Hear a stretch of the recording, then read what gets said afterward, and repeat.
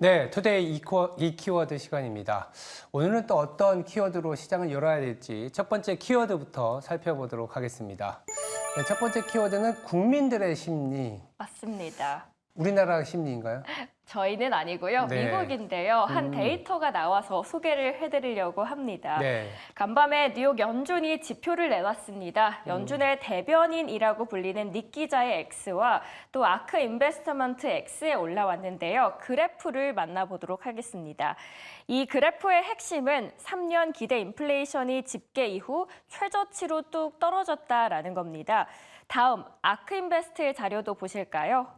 대출을 받기가 더 어렵다고 답한 미국인들의 비율은 소폭 증가하고 있습니다. 오늘 결과를 봤을 때는 하반기 경기 침체 우려가 커지는 중이라 투자자들이 상승에 확신을 갖지 못한 모습을 확실히 볼 수 있었습니다. 과연 월가의 전망은 그러면 어떨까요? 여기에 대한 각 투자은행들의 뷰는 다릅니다. 오늘 팍스 인터뷰에서 뱅크 오브 아메리카의 인터뷰가 있었습니다. 제목이 Bank of America no longer projecting recession. 앞으로 침체를 예상하지 않는다라고 합니다. 영상 통해서 보실 텐데요. 이 부분은 UBS에서도 마찬가지였습니다. 현재 미국의 전체 경기 침체 확률이 종전 60%에서 53%로 낮춰 잡았습니다. 여기에 대한 조건은 물론 있습니다. 무조건적은 아니고요. 연준이 조만간 금리를 내리지 않는다면 미국 소비자들이 실망할 수 있다라고 경고를 합니다. 그리고 그 근거는 미국 소비자들이 일단 부정적으로 돌아서기 시작한다면 이를 되돌리기 쉽지 않다는 이유에서입니다. 다른 면도 한번 볼까요? 요새 전문가들은 미국인들이 느끼는 체감 경기와 그리고 실제 미국 경제 상황 간의 단절 현상을 바이브 세션이라는 용어로 설명을 하기 시작했고요. X, 그러니까 SNS에서도 퍼지고 있습니다. 이걸 JP모건의 대표도 사용해서 최근에 화제가 되고 있습니다. 우리는 현재 바이브 세션에 있다라고 언급을 했는데 이 바이브 세션이란 단어는 바이브, 분위기와 침체, 리세션의 합성어입니다. 다음 뉴스 통해서 보도록 하겠습니다. 본문을 보시면 경제 상황에 관한 국민들의 비관적인 인식 때문에 실제 경제 상황과는 별개로 사회 분위기가 상징적인 침체 상태에 들어갔음을 가리키는 용어입니다. 미국의 7월 PPI가 13일이죠. 그리고 CPI는 14일 발표를 앞두고 있는데 이걸 앞두고 각 투자은행들에서도 엇갈린 전망을 내놓고 있고 그리고 이런 엇갈린 전망들이 투자 심리에도 반영이 되고 있는 것 같습니다. 바이브 세션. 그러니까 리세션은 아니지만 그런 분위기가 조성되다 보니까 심리가 조금 동요되는 결국은 이제 미국의 지표가 좀 어느 정도는 잘 나와줘야 되겠고 8월에 잭슨 홀 그리고 9월에 금리 인하가 단행이 되면 이러한 바이브 세션에 대한 분위기는 좀 가라앉지 않을까 이렇게 또 생각도 해봅니다. 그랬으면 좋겠습니다. 네. 첫 번째는 심리였고요. 두 번째 키워드 열어보도록 하겠습니다.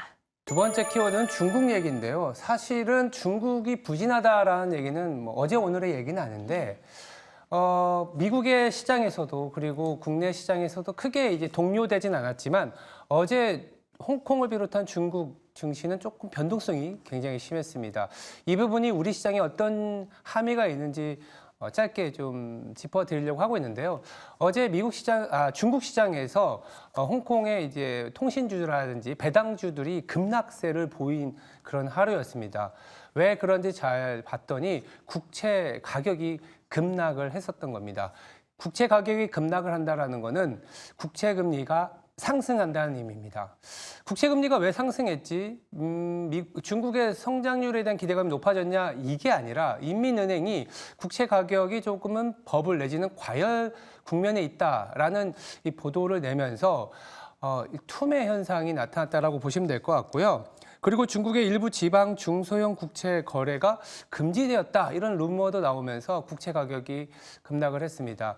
그렇게 좋은 뉴스는 아니었다라고도 볼 수 있는데 왜냐하면 중국 같은 경우에는 지금 30년물 국채 금리가 2.33%까지 상당히 낮아진 상황입니다. 코로나 직후에 4%를 보이던 레벨이었기 때문에 그만큼 중국은 지금 디플레이션 압력과 성장률 하락이라는 고통을 겪고 있는 상태입니다. 이런 상태에서 이제 국채가 당연히 랠리를 보일 수밖에 없고 이 국채에 상당한 자금들이 쏠려 있었던 상황이었는데 이게 약간 뒤집어지면서 일종의 어떤 수급 교란이 발생했다라고 보시면 될 것 같고요. 그렇다고 해서 이제 국채 가격이 올라갔다고 해서 중국 증시가 좋았냐? 이건 아닌 것 같습니다. 일간 거래대금이 2020년 5월 이후에 최저치를 기록하면서 이 투자 심리가 굉장히 악화되어 있는 상황이기 때문에 중국발 뉴스가 당분간은 그렇게 좋지는 않다라고 말씀드릴 수 있을 것 같고요. 이렇게 중국발 뉴스가 좋지 않다라는 것은 아시겠지만 중국 관련 소비주도 상당히 나쁠 뿐만 아니라 중국 입장에서는 성장률을 끌어올리기 위해서 뭐라도 할 겁니다. 이 뭐라도 한다라는 측면에서는 밀어내기 전략, 즉 위안화가 간밤에도 약해졌었는데 이 약한 위안화를 활용한 어떤 수출 모멘텀 전략 아니면 저가로 굉장히 밀어내는 전략을 하고 있습니다. 화학이라든지 기초 소재, 2차 전지도 포함이 되어 있는 부분들인데 이런 부분들은 중국에서의 악재, 중국의 밀어내기로 인해서 수출 시장에서는 조금 어려움을 겪을 수 있다는 점을 좀 기억하셔야 되겠습니다. 국채 가격이 올라갔다고 한들 중국 시장의 부진한 모습은 계속되고 있습니다. 두 번째 키워드까지 알아봤고요. 그렇다면 오늘 장은 어떻게 대비를 하는 게 좋을까요? 공교롭게도 우리 장 딱 그 지난 월요일에 개파락을 한 그 구간까지 좀 올라와 있습니다. 그 갭을 넘어서야 2,700까지 갈 수 있는데 뭐 기술적으로 보면 이제 갭을 메우기까지 상당히 좀 어렵지 않겠냐라는 얘기들도 많이 하고 있고 워낙 강한 갭 하락이었기 때문에 웬만한 모멘텀이 아니고서야 올라갈 수 있겠냐라는 그런 우려도 있습니다. 미국 시장도 반등의 어떤 폭이 강해져 왔다가 최근에는 조금 소강 상태, 이번 주에 물가라든지 소비 지표를 확인하려는 모습이 굉장히 강한데요. 이런 상황에서 외국인이 조금 사줘야 될 텐데 2,300을 보였던 그 순간부터 지금까지 외국인은 사실 2조 원 가량 코스피 시장에서 매도를 보이고 있습니다. 기관도 1조 원 가량 매도를 보이고 있기 때문에 외국인과 기관을 포함하면 한 3조 원 가량 아직은 시장에서 매도세가 좀 진행이 되고 있다라고 보시면 될 것 같고요. 이런 가운데에서 외국인과 기관은 그러면 어떤 업종을 샀는지를 들여다보니까 건강관리라든지 필수 소비 같은 어떤 성장도 있지만 약간 방어적인 어떤 현금 흐름을 창출하면서 성장도 가져가는 업종이거나 내지는 기계와 비철금속, 방산과 관련된 종목이나 업종을 샀습니다. 간밤에도요, 이 이란과 이스라엘 간의 어떤 그 전쟁 리스크 내지는 이란이 이스라엘을 공격할 수 있다라는 보도가 나오면서 장중에 변동성이 심했는데 이 로키드 마틴이라는 기업 잘 아시잖아요. 간밤에도 1% 가량 올랐습니다. 7월 중순 이후에 시장의 급변동성을 보인 구간에서 로키드 마틴은요. 17%, 18%가량 최근에 강한 상승을 보이고 있습니다. 역사적인 최고치를 보이고 있는데 이런 측면에서 본다면 국내 증시에서 외국인과 기관이 동반으로 매수하는 기계 업종, 그 안에서 방산 업종이 있고 더불어서 비철 금속도 사실은 관련된 업종이 있습니다.